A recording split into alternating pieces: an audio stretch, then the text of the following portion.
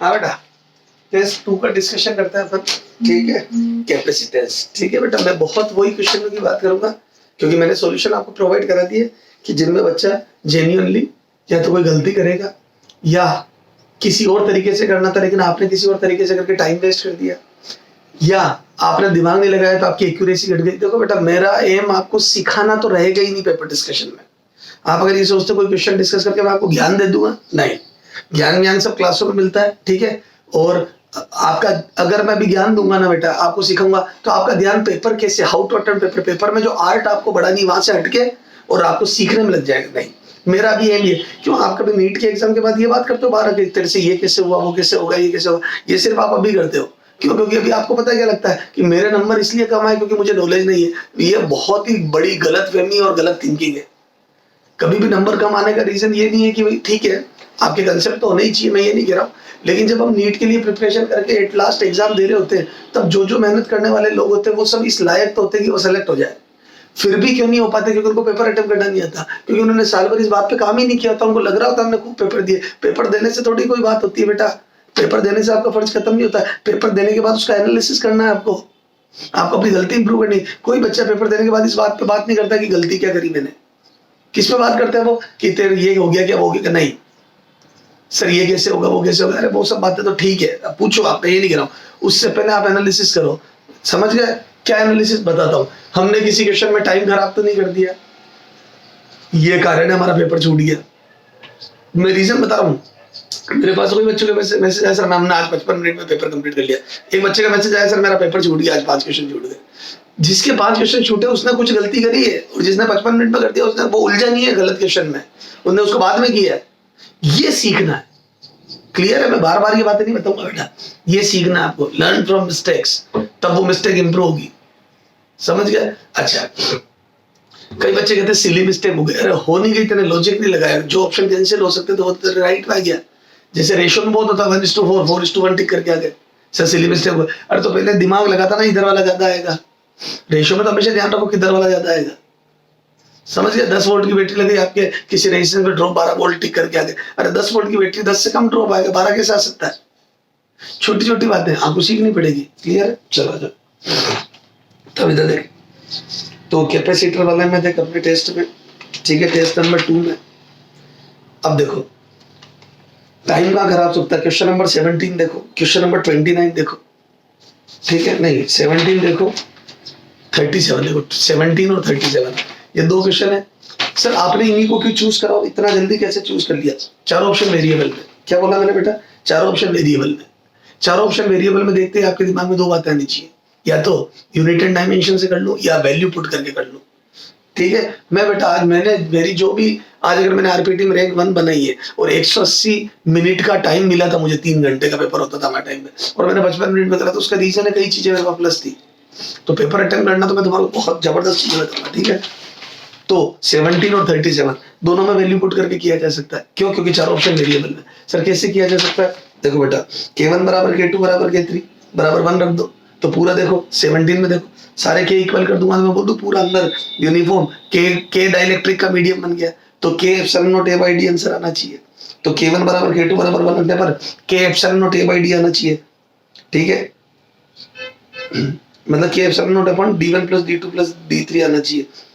ए से आ रहा है देखो, k1 k2 k रखा तो k एलसीएम आके नीचे d1 plus d2 plus d3 और k ऊपर आ गया बिल्कुल।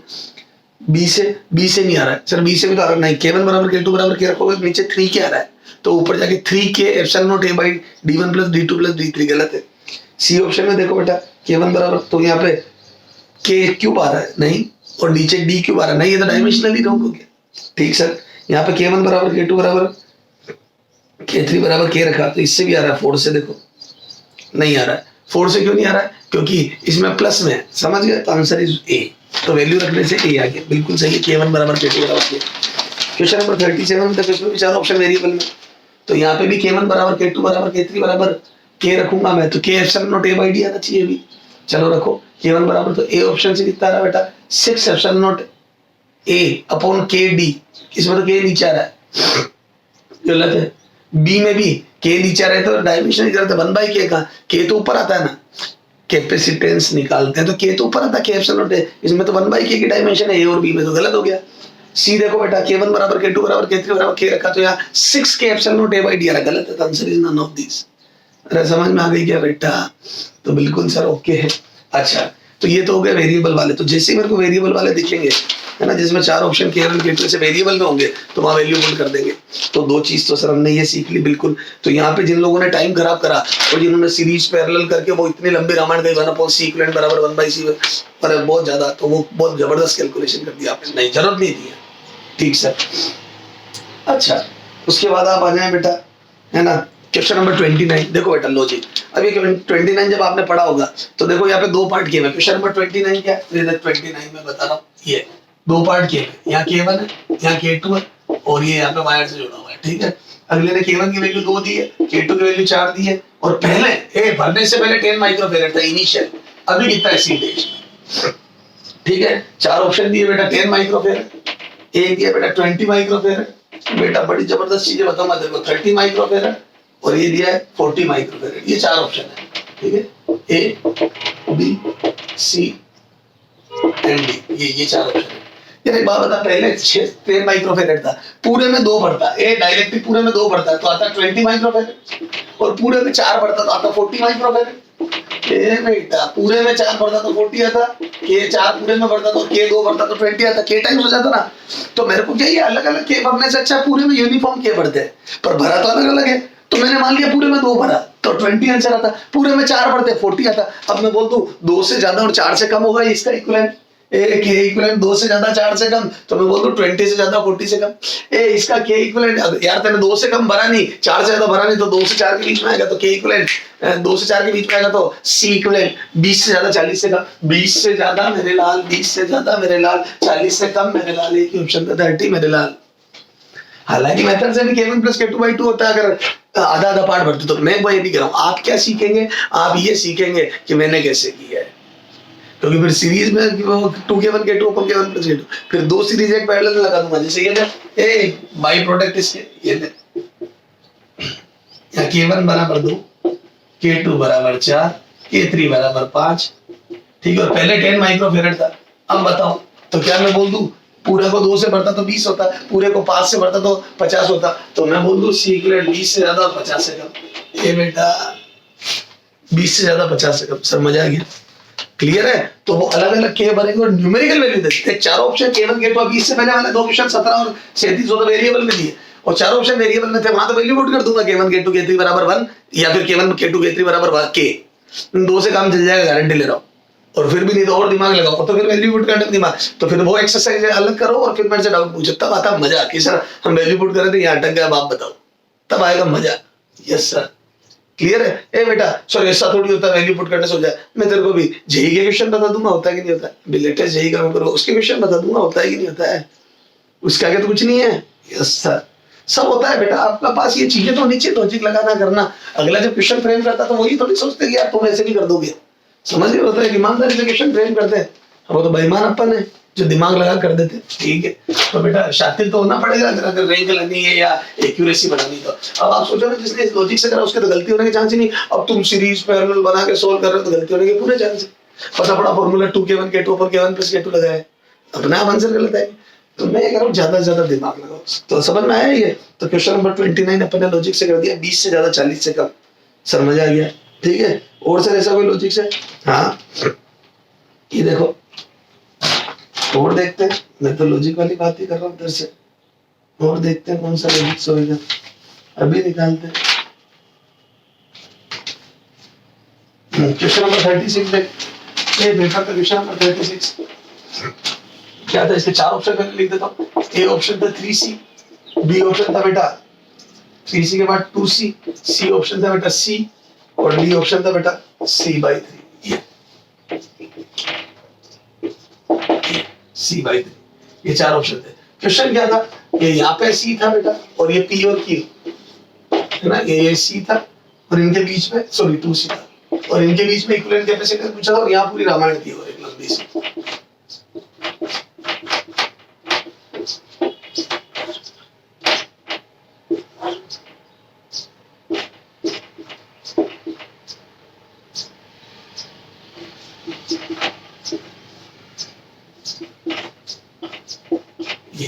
टाइप से। तो क्या मैं बोल दूं पी क्यू के बीच में इक्विवेलेंट दोनों बोल दूं ये 2C के पैरेलल में सारी रामायण, इस वाले आर्म के पैरेलल में पूरी रामायण। क्लियर है? तो क्या मैं बोल दूं पैरेलल में कुछ है तो 2C प्लस एक्स आएगा, तो मैं बोल दूं सी इक्विवेलेंट पी क्यू बराबर 2C प्लस समथिंग। अरे बोलो 2C के पैरेलल में कुछ है तो 2C प्लस समथिंग, तो 2C से ज्यादा आएगा। पैरेलल में तो 8 होते ना उल्टा, तो 2C से ज्यादा आएगा।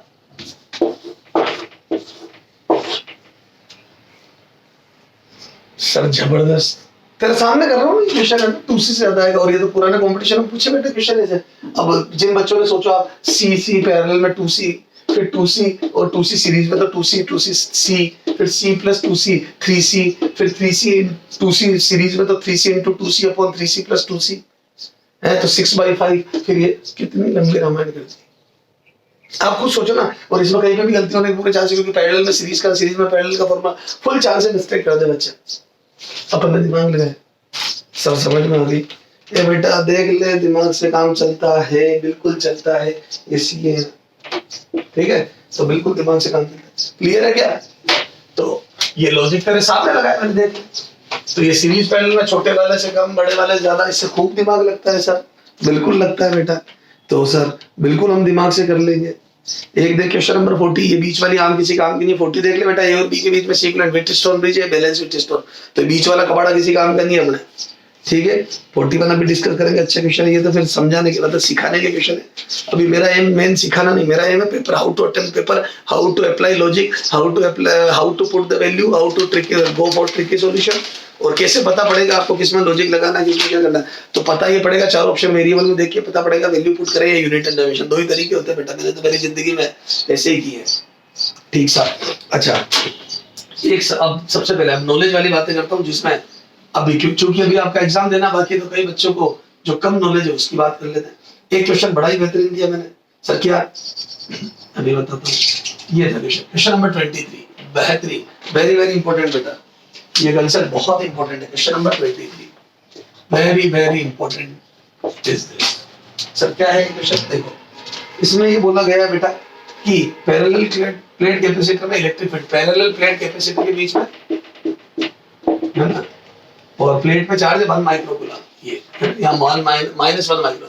कैपेसिटर पे चार्ज का मतलब, कोई बोलता है कैपेसिटर पे चार्ज 1 माइक्रोकूलम है तो एक प्लेट पे पॉजिटिव एक पे नेगेटिव है, बाकी नेट चार्ज तो 0 होता है। पर वो बोला क्या जाता है प्लेट का चार्ज, ठीक।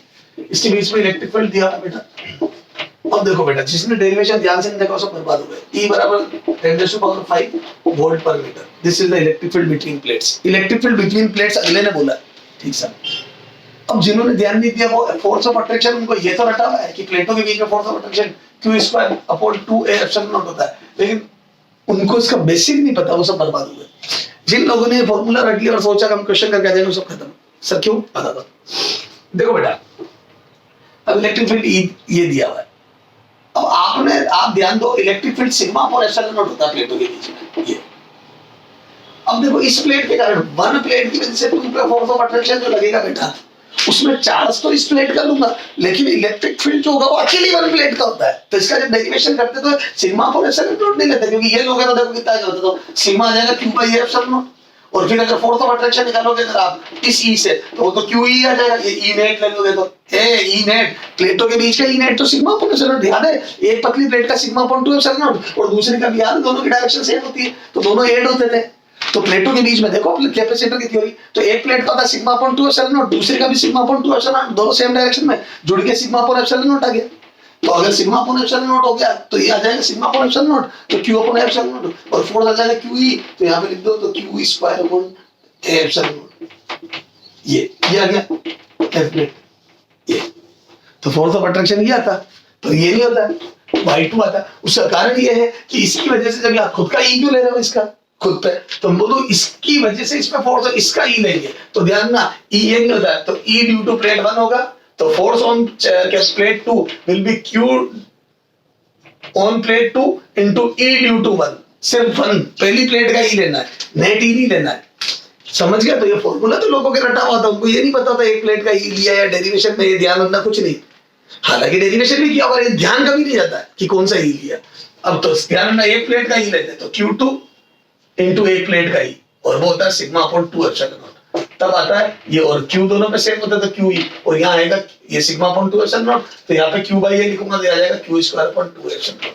सर समझ में आ गया? तो एक प्लेट का ही लेते हैं, तो ये 10⁵ नेट ही है, ये नेट ही है प्लेटों के बीच में, तो मैं बोल दूं एक प्लेट का ही कितना होगा नेट बाई 2, क्योंकि दोनों प्लेटों का इक्वल होता है, E1 बराबर E2 बराबर, तो मैं बोल दूं E1 बराबर E2 बराबर नेट E बाई 2, क्योंकि प्लेटों के बीच में नेट ई दोनों का मिला के होता है, सेम डायरेक्शन का होता है, तो एक प्लेट का ही चाहिए था, तो मैं बोल दूं 10⁵ आएगा न्यूटन पर metre, sorry volt per metre, ये आ जाएगा एक प्लेट का ही न्यूटन पर कूलम या फिर वोल्ट पर, ठीक, ये एक प्लेट का ही। अब आ जाओ फोर्स, तो मैं बोल दूं फोर्स ऑन प्लेट 2, फोर्स बराबर Q इंटू एक प्लेट का ही, तो सेकेंड प्लेट पे फोर्स, इस प्लेट पे फोर्स इसकी वजह से, तो इसका ही, तो हो जाएगा इसका आधा नेट का, ध्यान रखना ये आधा करना भूल गए तो बर्बाद, और Q तो ये आ जाएगा 10⁻⁻6 कूलम इंटू E आ जाएगा 10⁵ (5/2), तो ये आ जाएगा बेटा मेरे हिसाब से 0.05 तो है बराबर 0.05 न्यूटन। बहुत ही अच्छा क्वेश्चन है, 0.05 न्यूटन, तो ये आंसर आ गया 0.05 न्यूटन। सर बिल्कुल समझ में आ गई, क्लियर है? चलो सर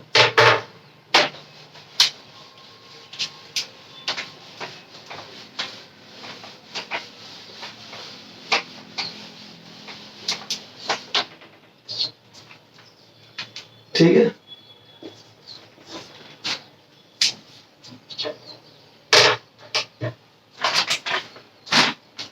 हाँ पैरेलल प्लेट कैपेसिटर के बीच में सेपरेशन 0.01 mm, कितना है 0.01 mm, और यहाँ पे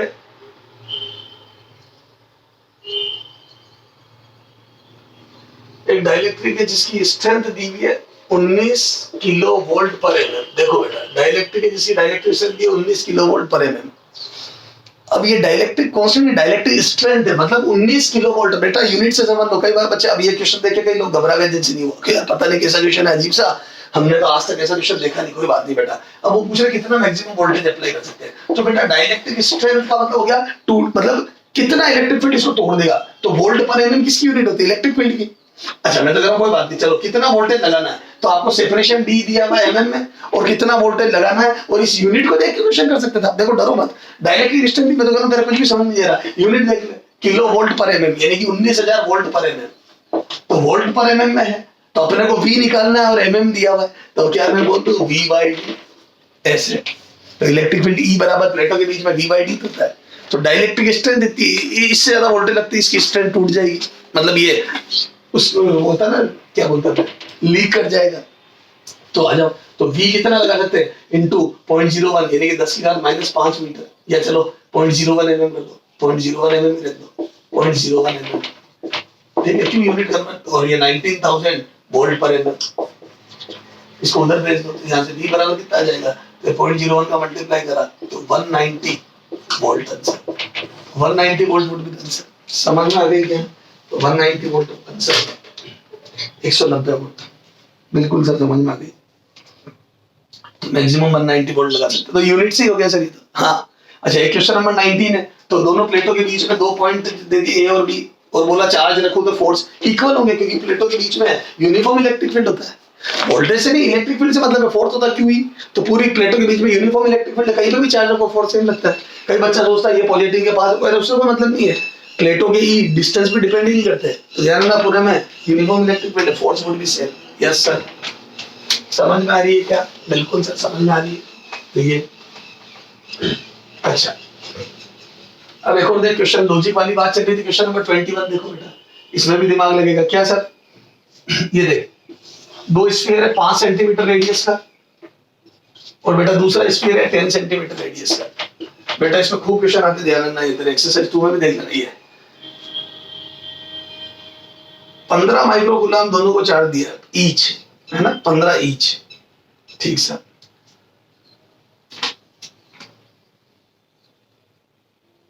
हम्म, 15 माइक्रोकूलम ईच, और दोनों को 15 दिया, ठीक है सर।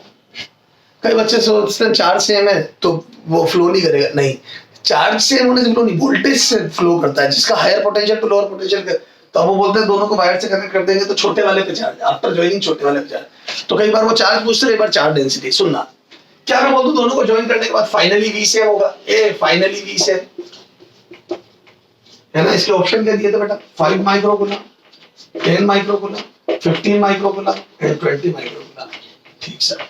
अरे वो लॉजिक इसलिए बोल दिया मैंने क्योंकि मैंने पढ़ा था शायद टोटल 15 दिया, नहीं दोनों को 15 दिया, तो वो तो टोटल चार्ज 30 हो गया, टोटल चार्ज और चार्ज का रहता टोटल चार्ज 30।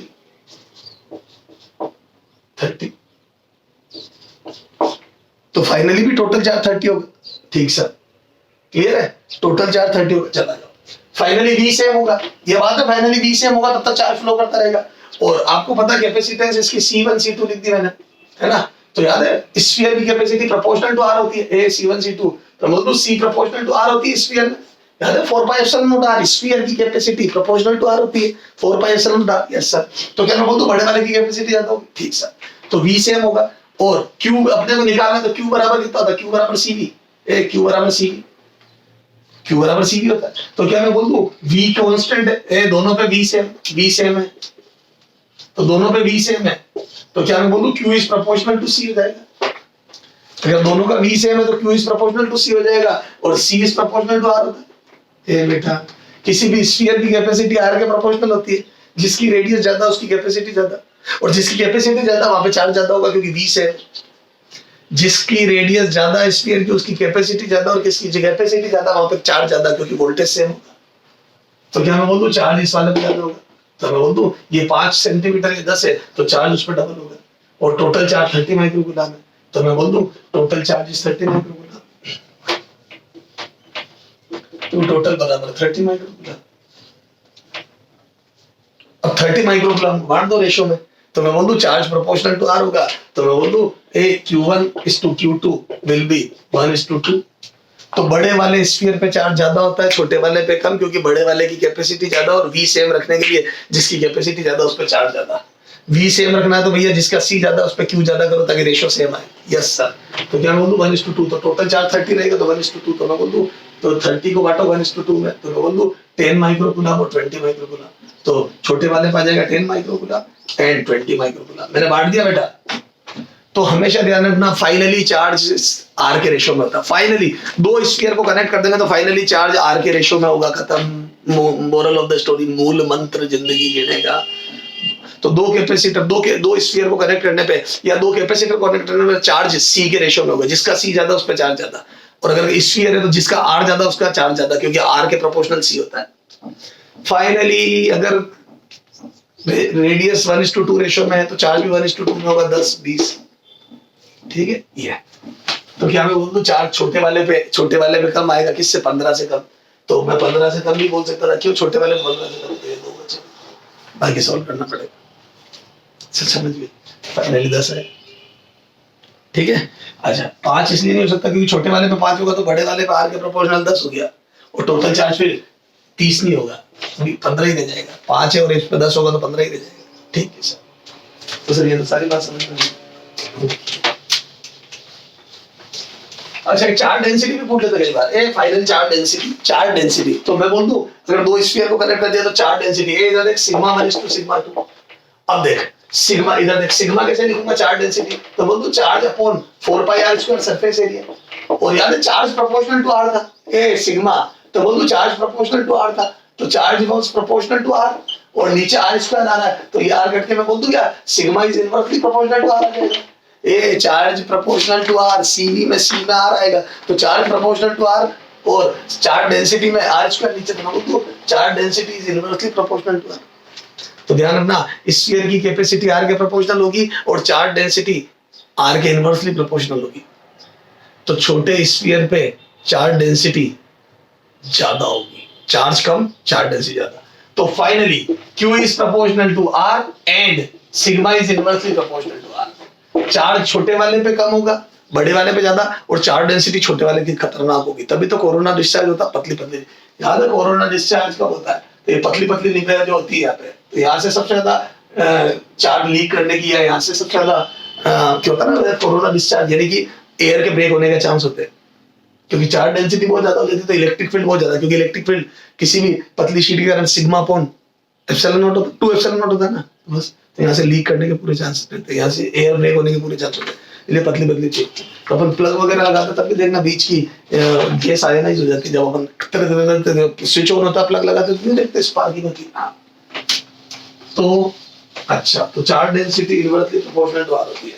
चलो एक क्वेश्चन ऐसा करके बताओगे क्या? चलते ट्राई करते हैं। ये ले, एक छोटा स्फीयर बड़ा स्फीयर, इसकी रेडियस 5 सेंटीमीटर और इसकी रेडियस 20 सेंटीमीटर, 20 सेंटीमीटर, ठीक है। यहाँ पे चार्ज है बेटा 20 माइक्रोकूलम और दोनों को वायर से ज्वाइन कर दिया। तो फाइनल चार्ज का रेशियो और चार्ज डेंसिटी का रेशियो Q1:Q2। तो अब जैसे ऑप्शन देंगे A 1:4, B 4:1, C 1:2, D 2:1। तो क्या मैं बोल दूं चार्ज का रेशियो पूछा तो सबसे पहले दिमाग लगूंगा बड़े वाले पे ज्यादा होगा, बता दिया ना ज्वाइन करने, क्योंकि उसकी C ज्यादा है, जिसकी C ज्यादा उस पे चार्ज ज्यादा, तभी तो V सेम आएगा। या Q बराबर C में V सेम है तो C के प्रोपोर्शनल होगा charge, charge proportional to R finally. Q is proportional to R सिखा दिया तो बड़े वाले पे ज्यादा होगा। तो सबसे पहले तो लॉजिकली इधर वाला ज्यादा आएगा, तो ये 2 गए, इससे एक्यूरेसी बढ़ती है बेटा, ठीक है। अब ये 2 बचे, इधर वाला ज्यादा आएगा, ठीक सा। अब रेशियो देख C R का 1:4, तो मैं बोल दूं 1:4 में बांट दो, तो ये 1:4 में है चार्ज का रेशियो। तो 20 माइक्रोकूलम को 1:4 में बांट दो, ठीक से, ओके, कोई दिक्कत ही नहीं है। क्लियर, बिल्कुल क्लियर। तो ये तो चार्ज का रेशियो पूछते हैं, चार्ज डेंसिटी, ये देखो सरफेस चार्जेस। क्वेश्चन नंबर 25 देखो क्या लिखा है, 2 conducting sphere, sphere of radius, a conducting sphere of radius 10 centimetre इस चार्ज अप टू 10 माइक्रोकूलम। तो देखो अगला क्वेश्चन देखो 25, क्वेश्चन नंबर 25 देखो बेटा,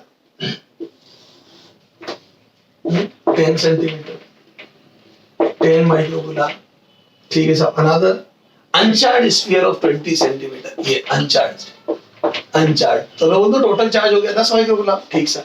ये 10 और 20, अब क्या बोला गया है, allow them to touch for some time। अच्छा, दोनों को टच करा और फिर वापस अलग कर दिया, सेपरेट कर दिया। मैं एक ही बात है, वायर से कनेक्ट कर दो, टच करके अलग को टाइम तक टच करा फिर अलग कर दिया, तो वही V सेम कर दिया। तो फाइनली टच कर, इलेक्ट्रो में भी ऐसे क्वेश्चन दिए थे मैंने, दोनों को टच करोगे तो V सेम हो जाता है फाइनली। अच्छा, वहां पे तो क्या होता था, 2 आइडेंटिकल, इसमें टच करूंगा तो V सेम होने के लिए चार्ज भी सेम हो जाता था, पूछो।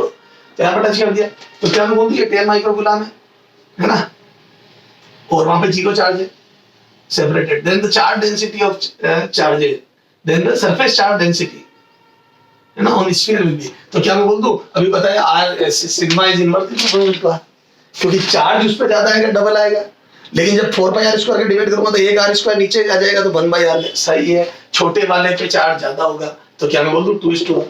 ए इधर देख, तो मैं बोल दूं sigma 1:2 sigma 2 is equal to R1:R2, sorry 1/R1:1/R2 and this is 2:1, तो 2:1 में होगा। तो मैं बोल दूं यहाँ पे 2:1, यही पूछा है रेशियो, तो 2:1 है ना। अच्छा, इसको भी लॉजिक से कर सकता था मैं, कैसे? ऑप्शन दिया था 1:4, 1:3, 2:1 और 1:1। यार एक बात बता, चार्ज डेंसिटी, तो चार्ज डेंसिटी छोटे वाले की चार्ज डेंसिटी ज्यादा होगी, ए छोटे वाले पे चार्ज कम लेकिन चार्ज डेंसिटी ज्यादा होगी, तो छोटे वाले की ज्यादा। हमेशा जानना चार्ज डेंसिटी छोटे वाले की ज्यादा होती है टच करने पे, वायर से कनेक्ट करने पे।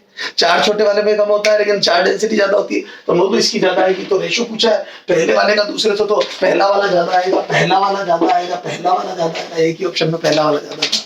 तो क्वेश्चन नंबर 25 भी लॉजिक से हो रहा, पहला वाला ज्यादा, ठीक है, ओके सर। अच्छा ठीक सर, ये तो बातें हो गई। अब थोड़ा ज्ञान देने वाली बात कर लेते हैं, पीछे के 3-4 क्वेश्चन तगड़े थे। हाँ अभी वो बात करते हैं, सुनना ध्यान से। ये तो सारी बात हो गई, तो चार्ज डेंसिटी सारी बातें हो गई है, तो ठीक है। अब क्या है, तो अब बात ये है बेटा कि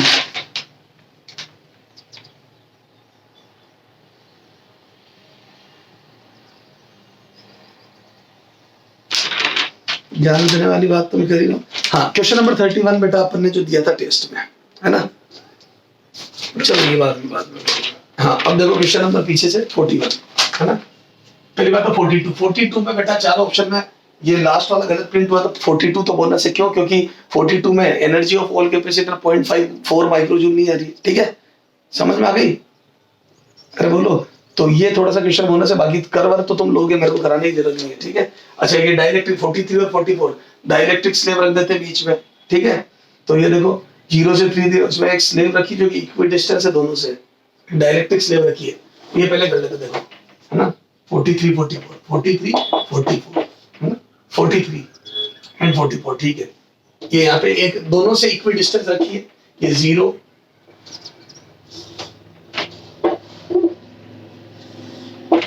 D 2D 3D,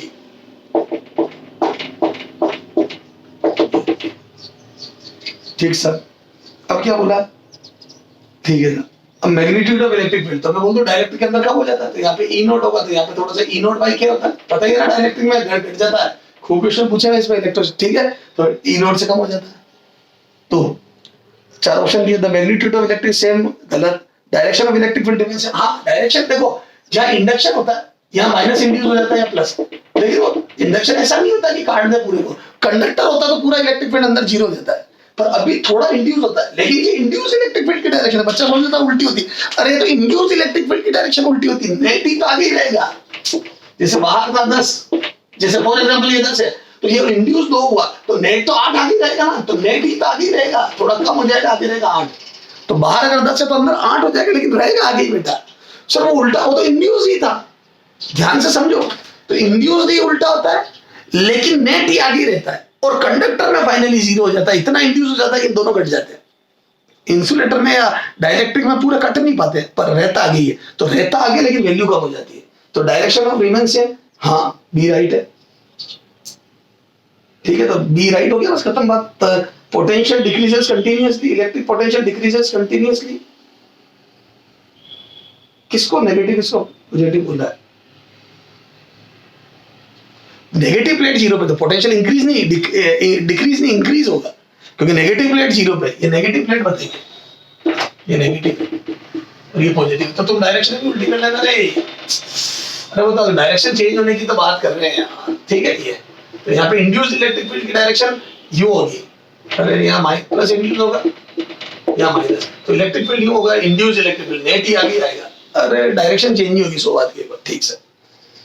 तो आंसर सेकंड हो गया। अब 44 में ग्राफ बनाए हुए E वर्सेस, इसका 2 ग्राफ E के और 2 E के 2 B के, तो A और C E वर्सेस का ग्राफ है, और B और D V का ग्राफ है। तो मैं बोल दूं E में तो क्या होगा बेटा, तो इलेक्ट्रिक फील्ड, आप जैसे जैसे आगे जाओगे तो इलेक्ट्रिक फील्ड उल्टा है, तो नेगेटिव में बनेगा, और बीच वाले में कम होगा। बिल्कुल सही बात है ये, तो ए आंसर बिल्कुल राइट है।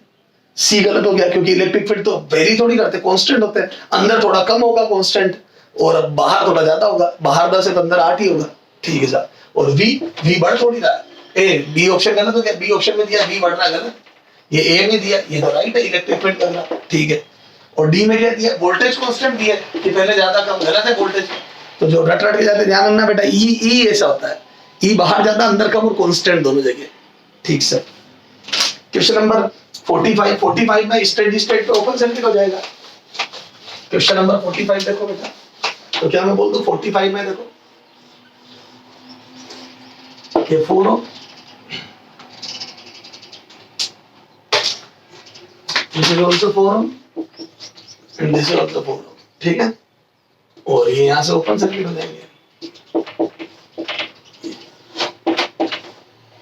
और ये 10 वोल्ट की बैटरी, ये ओपन, और ये 2 माइक्रोफैरड कैपेसिटर है, ये भी 2 माइक्रोफैरड कैपेसिटर, सॉरी 4 माइक्रोफैरड, ठीक सर, 4। अब सारा स्टेडी स्टेट पे करंट ही जाएगा, ठीक सर। तो क्या मैं बोल दूं, यहाँ पे वोल्टेज ड्रॉप सब जगह सेम आएंगे, तो 10 वोल्ट को 10 वोल्ट ही, हाँ 10 वोल्ट को, ये 2 ओम है यार, कर क्या रहे हो सर आप, ये 2 ओम है। तो सारा स्टेडी स्टेट पे ओपन सर्किट हो जाता है, फुल चार्ज हो जाता है दोनों कैपेसिटर, सारा करंट फाइनली जा रहा होगा। तो बोल दो यहाँ पे 4 वोल्ट का ड्रॉप, यहाँ 2 वोल्ट का ड्रॉप, और यहाँ 4 वोल्ट का ड्रॉप। तो 2:1:2 में 2:1:2 में ड्रॉप होगा, तो 4 2 4, ठीक सर। तो यहाँ पे कितना आ गया, तो टोटल 6 का ड्रॉप आ गया, तो दिस इज 6 वोल्ट। यहाँ पे कितना ड्रॉप आ गया बेटा, ये भी 6 वोल्ट का ड्रॉप आ गया, तो यहाँ पे 6 वोल्ट का ड्रॉप है, यहाँ पे भी 6 वोल्ट का ड्रॉप है। सर ये कैसे बेटा, यहाँ का और यहाँ का मिला के यहाँ होगा ना, 6 से 12 भी हो जाएंगे, कॉमन ड्रॉप भी तो काउंट हुआ इसमें। कई बच्चे सोचते 6 से 12 कैसे होता है, नहीं, इन दो का जो ड्रॉप होगा, देखो यहाँ 4 है, यहाँ 2 है, तो यहाँ 0 मान लिया मैंने, या यहाँ 0 मान लिया, यहाँ 0, तो बोल दो यहाँ पे 4 आ जाएगा +4, क्योंकि इधर आने में बढ़ेगा, फिर यहाँ आ जाएगा +6, यहाँ आ जाएगा +10। ये वोल्टेज है 0, तो यहाँ 4 ज्यादा, यहाँ 2 ज्यादा 6, यहाँ 4 ज्यादा 10। अब ये 10 ये 4 है तो डिफरेंस 6 का, यहाँ पे 6 है और ये 0 थे, डिफरेंस 10 का, तो यहाँ पे डिफरेंस 10 वोल्ट, यहाँ पे भी 10 वोल्ट, तो यहाँ पे चार्ज कितना आ जाएगा बेटा, सॉरी यहाँ पे भी 6 वोल्ट, यहाँ पे भी 6, तो यहाँ पे 24 माइक्रोकूलम और यहाँ पे भी 24 माइक्रोकूलम, तो दोनों जगह 24 माइक्रोकूलम आ जाएगा। ओके सर, तो पोटेंशियल 6 वोल्ट होगा, ओके, माइक्रोकूलम 24 होगा, यस।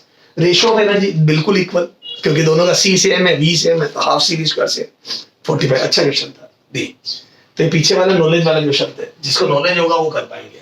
बीच में लॉजिक वगैरह सब वैल्यू पुट करना सब सिखा दिया मैंने मेरे को, ठीक है, कैसे तो दिमाग लगता है क्या, तो आप ये चीजें सीखो कैसे दिमाग लगाना है। अब जिन चीज 4 क्वेश्चन में दिमाग लगाना वहां नहीं लगा तो लोग आगे बढ़ जाएंगे आपसे और आपकी एक्यूरेसी कम हो जाएगी। जहां वैल्यू पुट करनी वहां नहीं करी तो आप टाइम वेस्ट कर दोगे, पेपर छूट जाएगा। ये चीजें होती है, इनको सीखो। 41। अब देख बेटा, ये सॉल्व नहीं करूंगा मैं, है ना, ये अप्रोक्सीमेट आंसर आएगा, ये कैपेसिटर लगा हुआ है ना, यहाँ बैटरी कनेक्टेड है। अगले ने बोला पहले सेपरेशन D था और पूरा चार्ज करके स्टेट जब आ गई सेपरेशन 0.8D रह गया, ठीक है, और बैटरी कनेक्टेड है, अनचार्ज सही है, तो मैं बोलूँ इसका डायरेक्ट्रिक कांस्टेंट क्या है, तो पहले D था सेपरेशन, अब 0.8D रह गया, और पहले नेचुरल लेंथ में थी स्प्रिंग, तो मैं बोलता हूँ स्प्रिंग 0.2D खिंच गई, तो स्प्रिंग फोर्स हो जाएगा 0.2K, 0.kx बराबर Q²/2A एप्सिलॉन नॉट, ये होता है फॉर्मूला। फोर्स ऑफ अट्रैक्शन बराबर, सर एनर्जी से नहीं कर सकता, क्योंकि फाइनली तो यूं देखा जाए तो ये स्पीड के साथ जाएगी तो इक्विलिब्रियम पे रुकेगी, थोड़ी अंदर जाएगी, तो फिर ये तो ऑसिलेट करती रहती। फाइनली जहां रुकी वहां तो फोर्स बैलेंस होंगे, इसका मतलब जो एनर्जी थी वो लॉस होगा कि फाइनली फोर्स बैलेंस हो गया, तो एनर्जी कंजर्व करके कंजर्वेशन से नहीं करूंगा, फोर्स बैलेंस है, तो kx बराबर Q²/2 एप्सिलॉन नॉट, ठीक सर, स्टेडी स्टेट पे।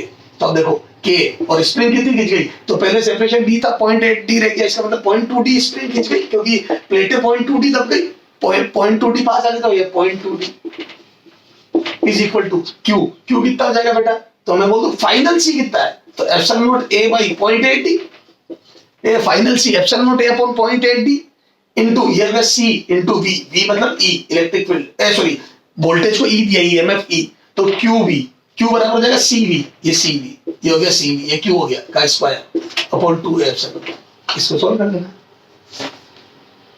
ये Q क्या हो जाएगा C कितना होगा epsilon naught A upon 0.8D, क्योंकि फाइनली ये सेपरेशन 0.8 में गया, ठीक है, ये रख के सॉल्व कर लेना, तो यहाँ से किया जाएगा, फोर्स कांस्टेंट किया जाएगा, इसको बैलेंस किया जाएगा, लगभग किया जाएगा, और मेरे हिसाब से वो किया रहा 4 वाला 4 एप्सिलॉन नॉट, देखो ना कितना आएगा, ये 64.4, तो ये सर 250 4 के करीब आएगा, 0.256 आएगा, नीचे 4 के करीब आ जाएगा वो, क्लियर है, तो मेरे हिसाब से दिया जाएगा।